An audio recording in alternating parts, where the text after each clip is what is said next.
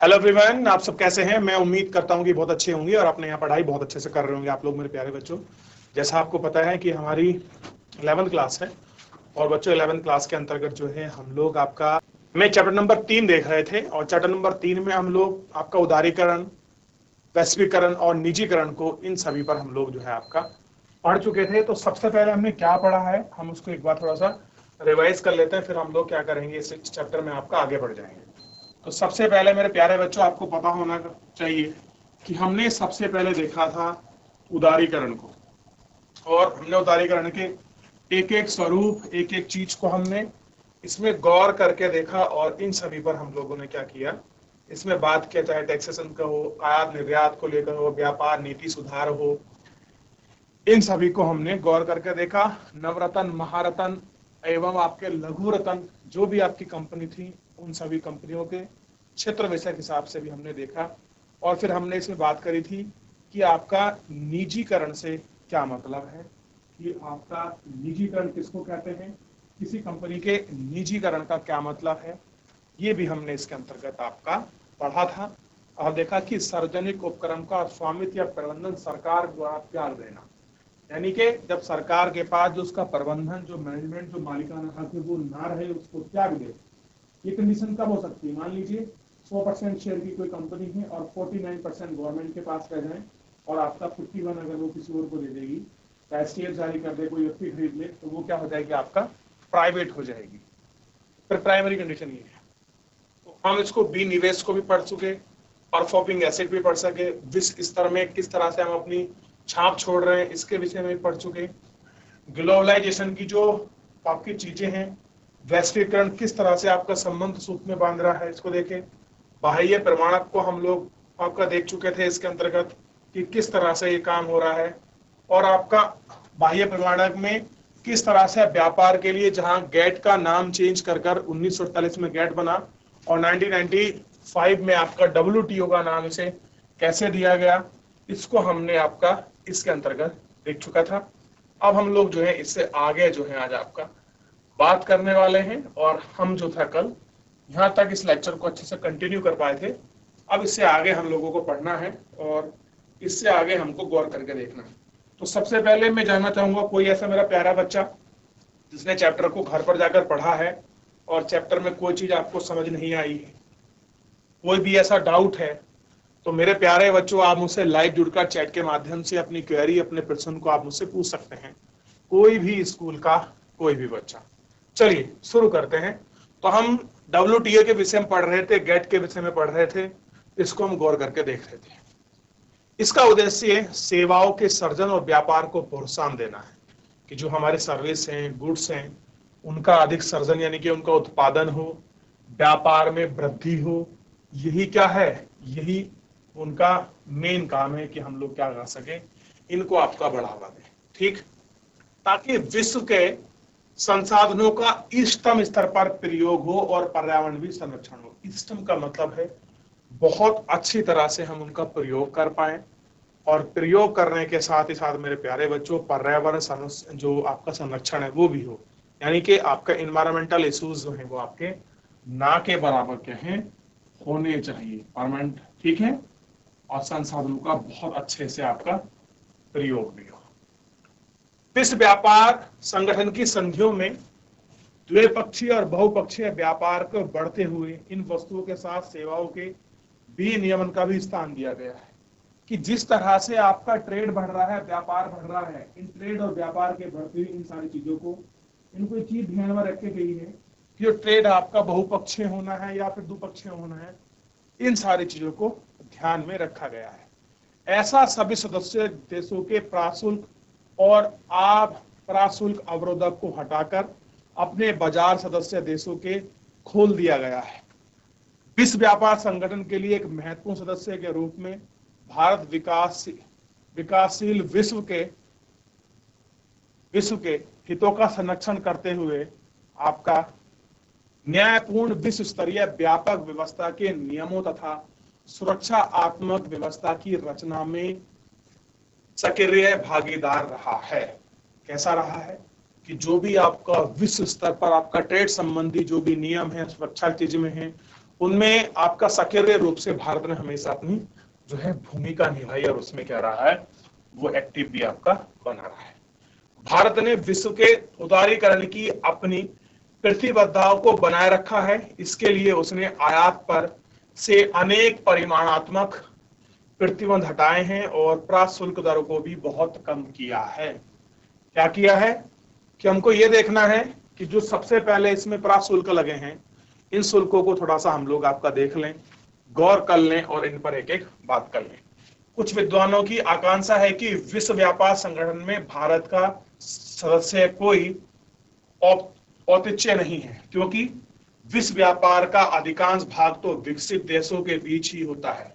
उसका यह मानना भी है कि विकसित देश अपने देशों में जहां कृषि सहायता दिए गए जाने को लेकर शिकायत करते हैं, वहीं विकासशील देश अपने बाजारों को विकसित देशों के लिए खोले जाने को मजबूर करने को लेकर छल्ला हुआ महसूस करते हैं।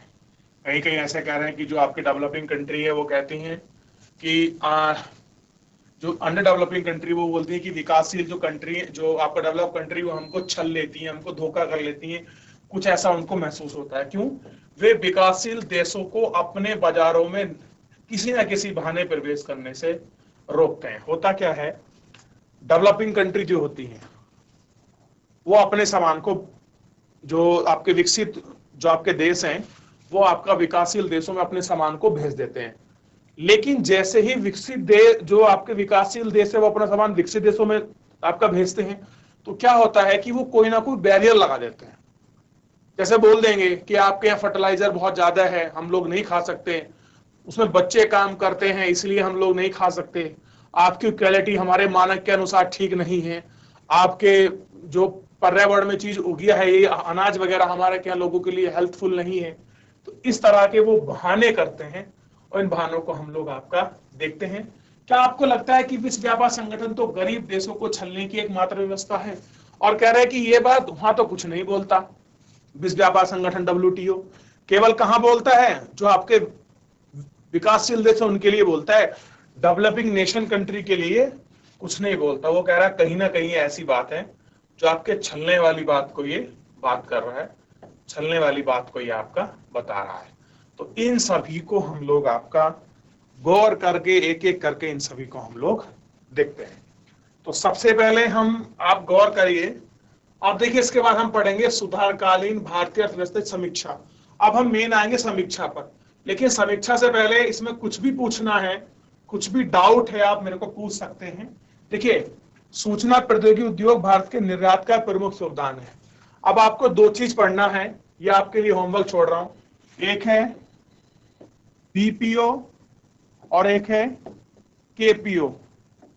ये दोनों पढ़ के आने आपको। आप इंटरनेट के माध्यम से, गूगल के माध्यम से, आप जहां से भी पढ़ना सकते हैं, आप पढ़ सकते हैं। आज की तारीख में भारत का सबसे उभरता हुआ आपका सेक्टर है सेवा क्षेत्र। कौन सा क्षेत्र है आपका? Service sector. तो इस सर्विस सेक्टर में BPO और KPO की बहुत बड़ी मांग है और भारत BPO का हब है दुनिया के अंतर्गत। ये मान के चलिए, कितनी ऐसी बहुत सारी जो आपकी कंपनी है वो BPO और KPO के लिए भारत को अपने सर्विस प्रोवाइडर बनाती हैं। क्लियर है? आपने देखा होगा, अब आप BPO को समझ सकते हैं कॉल सेंटर के माध्यम से, मैं आम भाषा में कहूं, और KPO मतलब आपके नॉलेज वाले। तो प्लीज आप लोग एक बार इसको घर जाके पढ़िएगा, देखिए अगर आपको समझ नहीं आता तो मैं आपको BPO KPO सब लिखवा दूंगा। तो आप लोग एक बार पढ़ के आइए कि BPO होती क्या है एटलीस्ट, ताकि आपको पता लगे, क्योंकि ये भारतीय अर्थव्यवस्था में आज की तारीख में बहुत ज्यादा योगदान करने वाला पार्ट बन रहा है। क्लियर है? तो ये आपको थोड़ा सा ध्यान रखना है। और इसमें हमने LPG में आपका प्राइवेटाइजेशन, ग्लोबलाइजेशन और आपका लिबराइजेशन में कुछ भी डाउट्स आपका बन रहा है, कोई भी क्वेरी आपकी बन रही है, तो मेरे प्यारे बच्चों आप मुझसे बेहिचक लाइव जुड़कर चैट के माध्यम से अपनी क्वेरी, अपने प्रश्न, अपने डाउट को मुझसे पूछ सकता है। कोई भी स्कूल का कोई भी बच्चा, किसी की अगर कोई भी क्वेरी है तो चलिए, नहीं तो फिर उसके बाद हम समीक्षा की तरफ आगे बढ़ेंगे।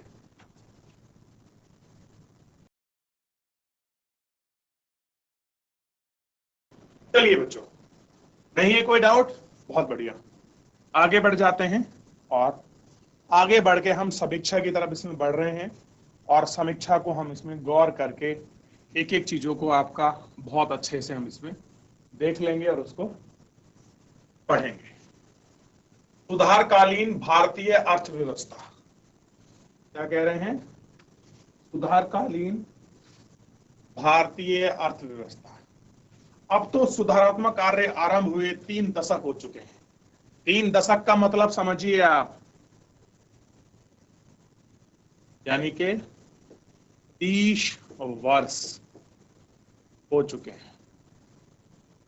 आइए इस अवधि में भारतीय अर्थव्यवस्था के निष्पादन, यानी कि निष्पादन का मतलब होता है आपका परफॉर्मेंस से, परफॉर्मिंग किस तरह का काम किया है, इसकी हम समीक्षा, यानी कि समीक्षा का मतलब है देखेंगे भैया कि 30 साल में क्या कर पाई है हमारी अर्थव्यवस्था।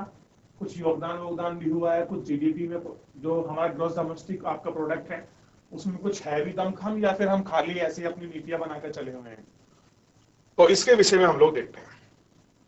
कह रहे अर्थशास्त्री किसी अर्थव्यवस्था की समृद्धि का मापक, सबसे इंपॉर्टेंट चीज है जो आपको ध्यान रखनी है, किसी भी अर्थव्यवस्था की समृद्धि का अगर आपको मापक देखना है तो सकल घरेलू उत्पाद, यानी कि ग्रॉस डोमेस्टिक प्रोडक्ट, जिसको हम क्या बोलते हैं, ग्रॉस का मतलब होता है सकल, डोमेस्टिक का मतलब होता है घरेलू, और प्रोडक्ट का मतलब होता है उत्पाद के द्वारा। यानी कि आम भाषा में अगर हमें किसी भी सरकार के बीच पढ़ना है तो हम लोग जीडीपी को देखते हैं कि किसी देश की जीडीपी में कितनी समृद्धि, कितनी ग्रोथ हुई है, उसी से मापते हैं कि हाँ भैया कुछ अर्थव्यवस्था किसी की को रनिंग परसेंटेज में है, वो आपका अंडर डेवलपिंग है, डेवलपिंग प्रोसेस से बहुत दूर है।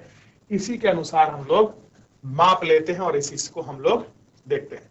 सारणी 3.1 को देखिए, 1991 के बाद से भारत 2 दशक तक सकल घरेलू उत्पाद की लगातार वृद्धि होती रही। सकल घरेलू उत्पाद 1980 से 91 में 5.56% बढ़ा रहा, क्या रहा इतना, और 2007-12 में 8.2% हो गई थी। आर्थिक सुधारों की अवधि में कृषि की वृद्धि में कमी आई है। और कह रहे हैं कि एग्रीकल्चर में अगर हम लोग वृद्धि को देखें उसमें हमको क्या है, एक प्रॉपर ग्रोथ नहीं दिखती, बल्कि हमको कमी दिखती है। आप देखेंगे पहले हमारे जीडीपी में कृषि का परसेंटेज ज्यादा था तो योगदान भी ज्यादा था, लेकिन आज परसेंटेज भी अच्छा खासा, कहीं ना कहीं भारत में 67% लोग आज भी डायरेक्ट या इनडायरेक्ट एग्रीकल्चर में लगे हैं, और 54% जो लोग हैं और डायरेक्ट एग्रीकल्चर में लगे हुए हैं। तो मुझे बताइए, लेकिन जीडीपी में योगदान की बात करें तो बहुत कम पर आती है, और औद्योगिक क्षेत्र में क्या रहता है, उतार चढ़ाव। इंडस्ट्री किस साल तो बहुत अच्छी बूम कर जाती है तो हमारी जीडीपी चढ़ जाती है, कभी अच्छी बूम नहीं करती तो उसके कारण जीडीपी गिर जाती है। यानी कि एग्रीकल्चर का कोई खास पार्ट जीडीपी में रहा ही नहीं, क्योंकि कम हो रहा है। और बात करें इंडस्ट्री की तो वो इस तरह से आपका ग्राफ बनाती है ऊपर नीचे वाला, और हम अब एक सेक्टर बचा हुआ है भाई, प्राइमरी एग्रीकल्चर है, सेकंड क्या है आपका उद्योग है, और थर्ड बचा जिसको हम कहते हैं आपका टर्सरी, जिसको हम पढ़ रहे हैं, वो है सर्विस सेक्टर।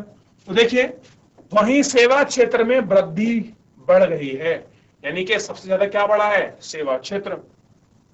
इससे यह पता चलता है कि सकल घरेलू उत्पाद की वृद्धि मुख्यतः सेवा क्षेत्र की वृद्धि के कारण हुई है। इसके कारण सेवा क्षेत्र की वृद्धि के कारण हुई है। और 2012-15 की अवधि में विभिन्न क्षेत्रों में 1991 के बाद से होने वाली वृद्धि दरों में रुकावटें आई हैं। जहां 2013-14 में कृषि दर में वृद्धि बढ़ोतरी आई, वहीं इसके वर्षों में इसके क्षेत्र में ऋणात्मक दर हो गई। अब देखिए, भले ही एग्रीकल्चर में 2013-14 में हमने ग्रोथ की उम्मीद की गई हो, लेकिन इस क्षेत्र में आपका ऋणात्मक यानी कि नकारात्मक वृद्धि हुई, लोग घटा है बल्कि इसका। और सर्विस सेक्टर की ऊंचाई में वृद्धि दर बनी रही, और कह रहे हैं कि इसकी कंडीशन देखोगे तो सेवा सेक्टर में वृद्धि दर बनी रही है। 2014-15 में समग्र सकल घरेलू उत्पाद में वृद्धि भी अधिक थी। जीडीपी का परसेंटेज भी बहुत, जीडीपी में अगर आप देखोगे तो आपका सर्विस सेक्टर का परसेंटेज भी जो है बहुत अच्छे लेवल पर जाएगा, ये आपको ध्यान रखना है। ठीक है। अब देखिए, इस क्षेत्र में अब तक उच्च वृद्धि दर 9.8% रिकॉर्ड किया गया। औद्योगिक क्षेत्र 2012-13 में तेजी से गिरावट आई है, पश्चात बाद में वर्षों में आपका बढ़ने लगा है, और बाद में चीजें जो है आपकी जो है बढ़ने लग गई है। ठीक, ये आपको थोड़ा सा ध्यान रखना है। तो चलिए इतना देख लीजिए, इतना पढ़ लीजिए, इतना सीख लीजिए। कुछ भी चीज अगर आपको समझ नहीं आई है तो आप मुझसे पूछ सकते हैं मेरे प्यारे बच्चों। क्लियर है? ये थोड़ा सा आपको ध्यान रखना है। चलिए, अर्थव्यवस्था के खुलने से प्रत्यक्ष विदेशी निवेश तथा विदेशी नियामक रिजर्व में तेजी से वृद्धि हुई है। कह रहे कि जैसी हमारी अर्थव्यवस्था खुली है, खुलने का मतलब जानते हो, पहले हमारी अर्थव्यवस्था बंद अर्थव्यवस्था थी। बंद अर्थव्यवस्था का मतलब था कि हम किसी देश के साथ अपना आयात निर्यात नहीं करते थे, पहले अपने तक सीमित थे। लेकिन अब क्या करते हैं, हमारी अर्थव्यवस्था दूसरी अर्थव्यवस्थाओं के साथ ट्रेड करती है, दूसरी अर्थव्यवस्था हमारी अर्थव्यवस्था के साथ आपका ट्रेड करती है। इसलिए क्या है, ये सारी चीज है आपकी, आपका प्रत्यक्ष विदेशी निवेश, यानी कि जो फॉरेन डायरेक्ट इन्वेस्टमेंट है वो भी आ रहा है, और विदेशी जो आपका निवेश रिजर्व तेजी से वृद्धि हो रही है।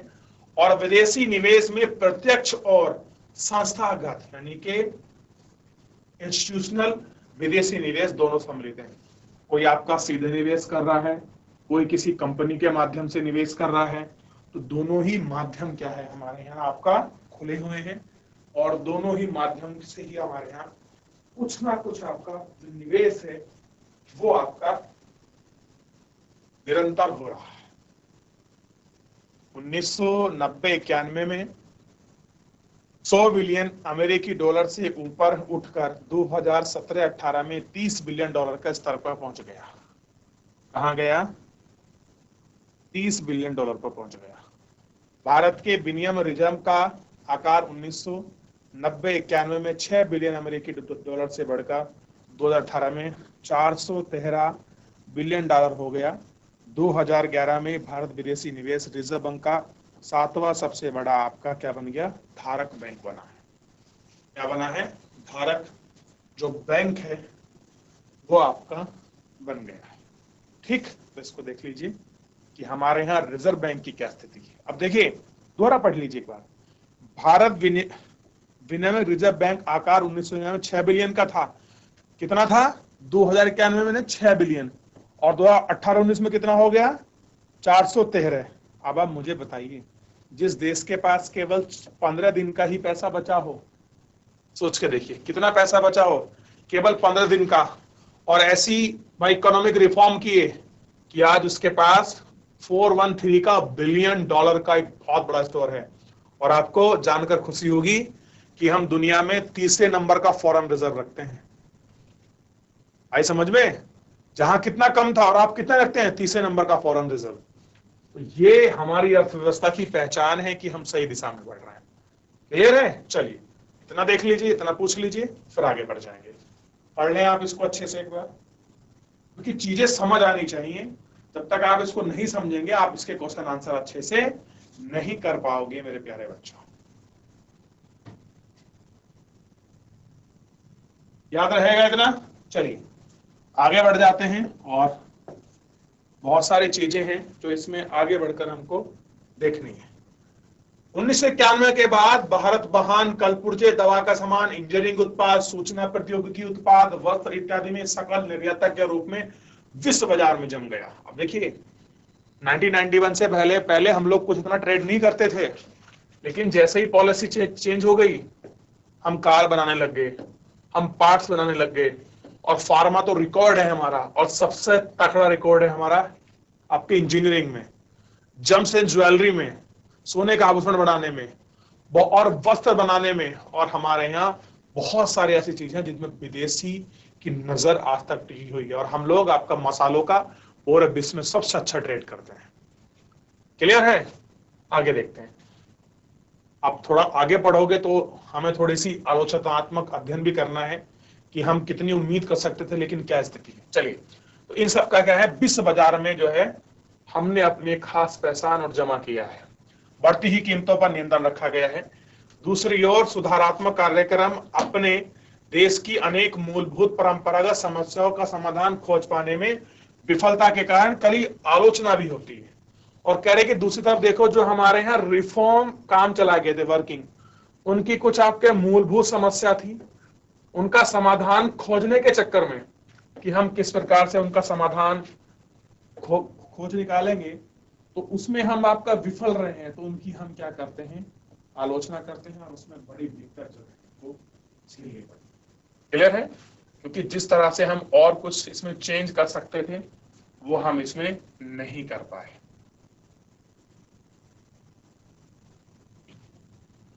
सर्जन, कृषि, उद्योग, आधारभूत सुविधाओं के विकास राजकोषीय प्रबंधन से जुड़ी है।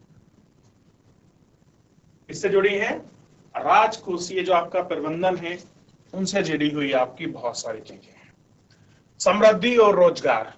यद्यपि सकल घरेलू उत्पाद की समृद्धि दर में वृद्धि है, फिर भी अनेक विद्वानों ने इस बात पर ध्यान दिलाया है कि सुधार प्रेरित समृद्धि ने देश में रोजगार के पर्याप्त अवसरों का सर्जन नहीं किया है।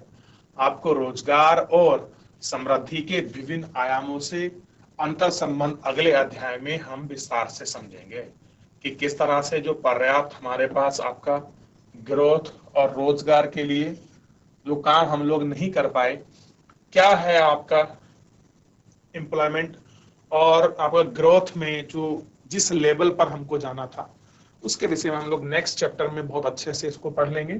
फिलहाल आगे बढ़ जाते हैं। अब इसी में हमने काम किया है कृषि में सुधार। कौन कौन से हमने रिफॉर्म्स आपके एग्रीकल्चर में किए हैं, अब आप मुझे बताइए।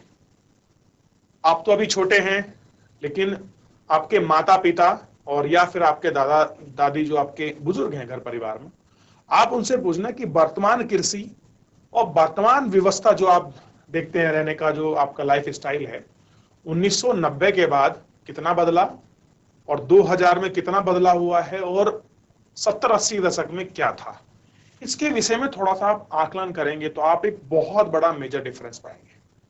एग्जाम्पल के रूप में मैं आपको बताऊं, आज 2022 में जो स्थिति आपके सामने है, 23 में आप उसको देखेंगे 22-23 की आपकी चीजों में, तो शायद जब आप ये स्थिति आप 35-40 में देखेंगे, जब आप बुजुर्ग होने की स्थिति में होंगे, तब आपको दिखाई देगा कि हमने एक ऐसा लंबा फेज भी जिया है। क्लियर है? देखिए, कृषि में सुधार, तो सबसे पहले जितना हमने पढ़ा है अभी तक, इसको सबसे पहले गौर करके देखिए। और इसमें अगर कुछ भी पूछना है, सबसे पहले आप मुझसे पूछ लीजिए, क्योंकि समीक्षा में बहुत सारी चीजें आपकी छूट जाती हैं। फिर जब हमारे क्वेश्चन बनते हैं तो हम लोग ध्यान नहीं दे पाते, क्योंकि रोजगार समृद्धि भी कहीं ना कहीं और कृषि में निवेश, ये कहीं एग्रीकल्चर पर की जो आपकी चीजें हैं, ये कहीं ना कहीं हमारी अर्थव्यवस्था पर ही टिकी हुई हैं और यही इनका बेसिस है, और इसी बेस को हमको ध्यान रखना है। चलिए देखिए, फिर आगे बढ़ रहे हैं हम।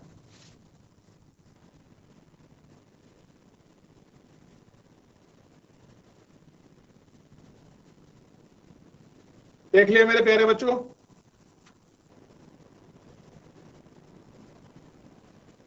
चलिए आगे बढ़ जाते हैं और थोड़ा इसमें हम लोग आपका देख लेते हैं कि कृषि में क्या ऐसे रिफॉर्म्स हैं, क्या चीजें हैं, उन पर हम लोग गौर करके एक एक करके पढ़ लेते हैं। ध्यान दीजिए, सुधार कृषि, जो आपका सुधार की बात करें, सुधार कार्यों से कृषि को कोई लाभ नहीं हो पाया है और कृषि की समृद्धि दर कम होती जा रही है। 1991 के बाद में सुधार अवधि में कृषि क्षेत्र में सार्वजनिक और व्यय को छोड़कर आधारिक, जो भी आपकी इसमें बेसिक आधारिक संरचना, जो भी आपका बेसिक इंफ्रास्ट्रक्चर है, सिंचाई, बिजली, सड़क निर्माण, बाजार संपर्क, शोध प्रसार, यानी कि जो भी आपकी नई नई आपके रिसर्च है आदि पर भी काफी कमी आई है, यानी कि इन सब पर थोड़ी सी कमी आई है। ध्यान रखिए कि हरित क्रांति का इस पर महत्वपूर्ण भूमिका रही है। साथ ही उर्वरक में सहायता की आकांक्षिक समाप्ति ने भी उत्पादन लागतों को बढ़ाया है। इसका छोटे और सीमांत किसानों पर बहुत गंभीर प्रभाव पड़ा है। देखिए, जो छोटे किसान होते हैं उनकी इनकम सीमांत और छोटे किसानों पर हमेशा जब भी कोई चेंजेस आते हैं, चाहे महंगाई का दौर हो, चाहे उत्पादन कम हो जाए, किसी सूखे बाढ़ आपदा में आ जाए, हमेशा सीमांत और छोटे किसान सबसे ज्यादा प्रभावित होते हैं, ये ध्यान रखना है आपको। इसके साथ ही कृषि उत्पाद में आयात शुल्क पर कम में कटौती, न्यूनतम समर्थित मूल्य और अन्य पदार्थों के आयात पर पर्यात्मक प्रतिबंध हटाए जाने के कारण इन क्षेत्र की नीतियों में कोई परिवर्तन हुए हैं। इसके कारण भारत के किसानों को विदेशी प्रतिस्पर्धा का भी सामना करना पड़ा है, जिनका उन पर प्रतिकूल प्रभाव पड़ा है। क्या पड़ा है? जिन पर आपका इनका प्रतिकूल प्रभाव पड़ा है। दूसरी तरफ उत्पादन व्यवस्था निम्नमुखी रही है और आंतरिक उपभोग की खनन खाद्यान्न फसलों के स्थान पर निर्यात के लिए नकदी फसलों पर ज्यादा बल दिया गया है। कैसा? जो नकदी फसल है उन पर बल दिया गया है। इससे देश में खाद्यान्नों की कीमतों में आपका दबाव बढ़ा है। अब इससे क्या हो गया है कि जैसे आपकी कमर्शियलाइज चीजें हो गई हैं, नकदी फसलों पर ज्यादा फोकस कर रहे हैं, जो खाने वाली चीजें हैं उन पर क्या हो गई है, जो उनकी कीमत है वो आपका बढ़ रही है। क्योंकि जब हम लोग आपका नकदी फसलों को ज्यादा बढ़ाएंगे तो खाने वाली जो आपकी वस्तुएं, जो उनका डिमांड थोड़ा कम होगा, ज्यादा हो जाएगा, क्योंकि उनका जो उत्पादन है, जो प्रोडक्शन है, उसमें कमी आएगी। अगर प्रोडक्शन में कमी है तो जाहिर सी बात है जो उनका मूल्य है वो कहीं ना कहीं कीमत भाव बढ़ जाएगा, ऊपर जाएगा, क्योंकि डिमांड ज्यादा होगी। डिमांड के कारण उन पर प्रेशर दबाव बढ़ेगा, इस कारण चीजें होंगी।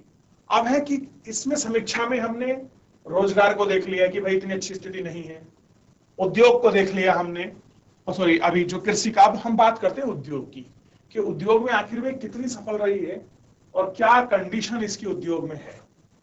तो सबसे पहले एग्रीकल्चर में कुछ भी पूछना हो पूछ लीजिए आप मुझसे। ऐसा नहीं है कि हम लोग पीछे छोड़ आगे दौड़ वाली बात कर रहे हैं। आप लोग जितना पढ़ रहे हैं उसमें ध्यान रखते चलिए। एग्रीकल्चर में सुधार की चीजों पर कहाँ शुल्क कटौती, क्या चीजें हुई हैं, आप एक बार अच्छे से आपका देख लें, फिर आगे बढ़ेंगे। 30 सेकंड के लिए आप लोग उसको देख सकते हैं, पूछ सकते हैं, फिर आगे बढ़ रहे हैं।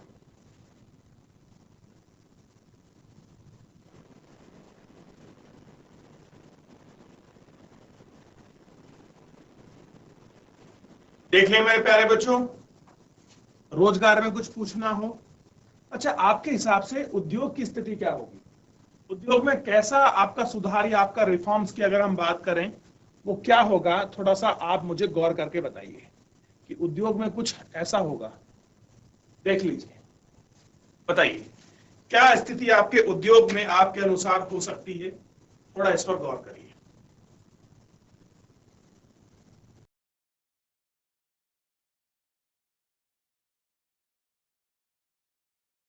चलिए आगे देखते हैं और इस पर बात भी करेंगे।